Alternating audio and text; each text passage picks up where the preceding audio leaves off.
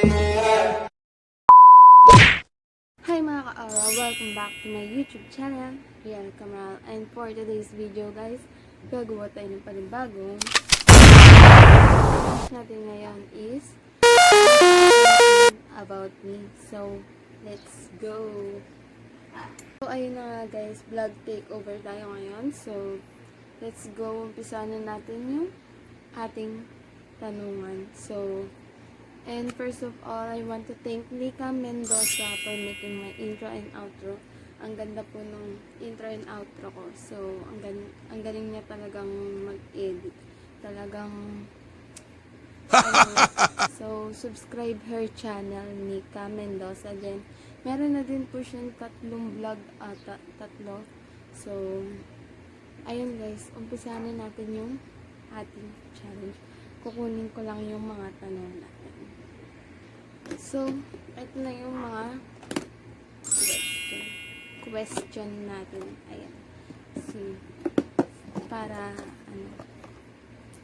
So, ito siya. Ayan.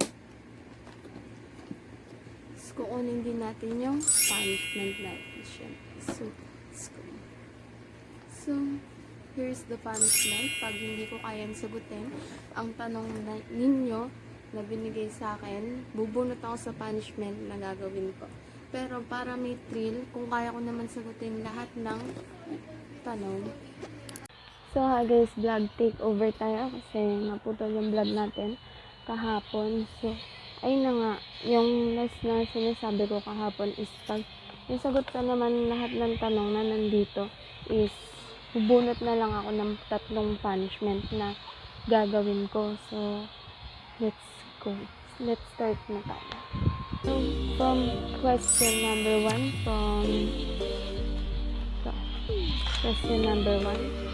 from Raymar Tubaya.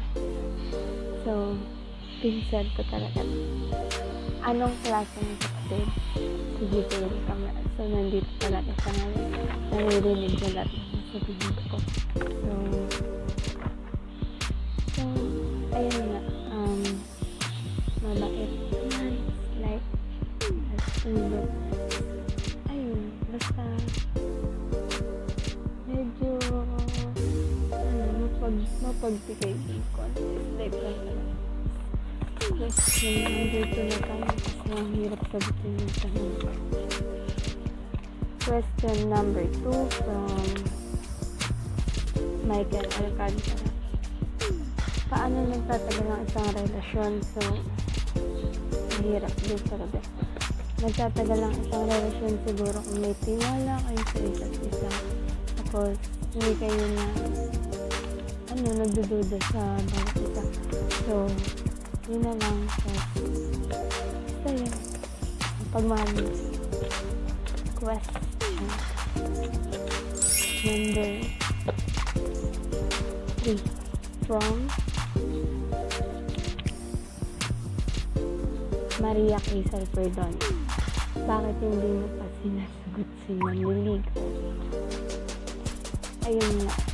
Kasi syempre, diba, nakaka-score din nito sa pag-aaral natin ang pag-boyfriend. Kaya, focus muna tayo sa pag-aaral kasi malaki pa naman din yung ating pagdadaanan bago mo dumaan dun sa boyfriend. So, yun lang. Question number 4 from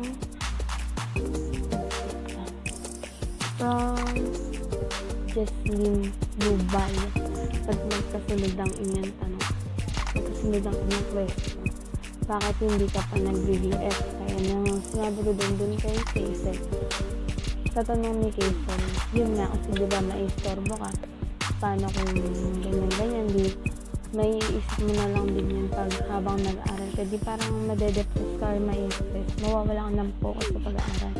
So, question number 5 from Angel Beth. Saan kang subject magaling? So, parang wala naman sa siguro wala naman, hindi naman ako magaling sa bawat subject, pero favorite subject ko lang is English kasi kung talaga naging matututo ng madaming English, yung malalalim na English. So, let's see ko ba. Question number 6 from Vic de la Cruz. Ilang beses ka bang kumain sa isang araw? So, 2 beses lang po ako kumain sa isang araw kasi hindi ako nag-almusal sa umaga. Milo lang ako. So, ayun lang. 2 beses na tanghali at gabi lang. Question number 7 from dami pa natin. John Lloyd Kahawitan. Paano mo ako naging crush dati? Actually, hindi naman yun talaga crush, nakupitan lang. Question number 8 from Samantha Hamor. May jowa ka ba ngayon? Ba't puro jowa? Wala nga akong jowa. So, ayun nga. Dahil ng 2 tanong kanina kay Kaysel tapos kay Jasmine. Siguro naman, yun na intindihan mo na din kung bakit hindi pa ako nagsusuwa. Kasi nga, di ba, istorbo sa pag-aaral. Kaya, may time tayo para dyan. Kung kaya niya maghintay, so, okay lang. So, question number 9 from Casey Fernandez. Ano nagugustuhan mo sa lalaki at babae? So, sa lalaki, gentleman, tsaka shy type. Sa babae naman, gaya ng sa dito sa family ko, sa mga pinsan kong babae, malambing, ganun, tapos hindi nakikipag-away. Pag nagagalit ako, yung gusto ko yung sinusuyo ako. So, question number 10 from Tracy Delacruz. Galit na galit sa akin to. Bakit di mo in-upload yung pag-prank call mo sa akin noon? Kasi nga, ang pangit nung pagkakaset up ko ng prank call na yun. Then, parang biglaan lang. Tapos, ilan lang kayo na prank ko. Tsaka, parang hindi makatotoo na kasi nagbibiro pa ako dun sa time na yun. Kaya, hindi ko siya pinost. So, yun lang. Question number 11 from AJ Gubaya. Kailan mo ko ililibre? Siguro sa Christmas na lang. Doon kasi ako may pera. So, question number 12 from Rihanna Bihar. Editing up InShot, Blogu, and PixArt. Minsan Kind Master. So, yun lang yung mga pinanga-edit ko. Question number 13 from Adrian Ancheta. Anong tanong ang mahirap sagutin? Actually, yung tanong mo mahirap sagutin kasi paano ko sasagutin to kung tinatanong mo din ako na kung ano yung tanong na mahirap sagutin. So, ayun.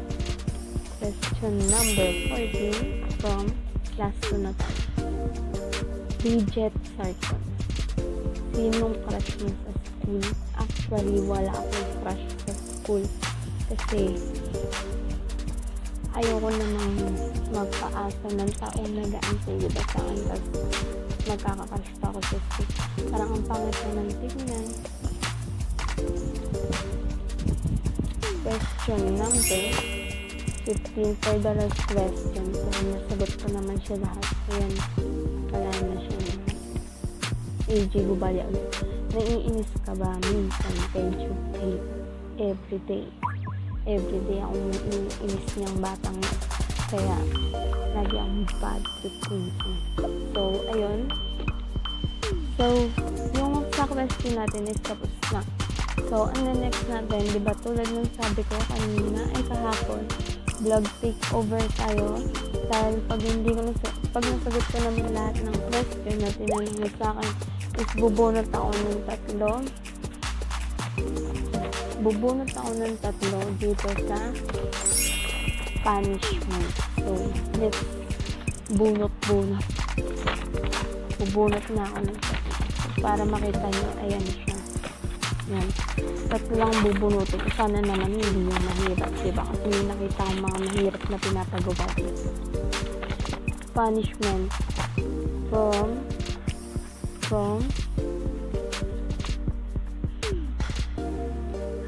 Raymart Cuballa. Oh my goodness.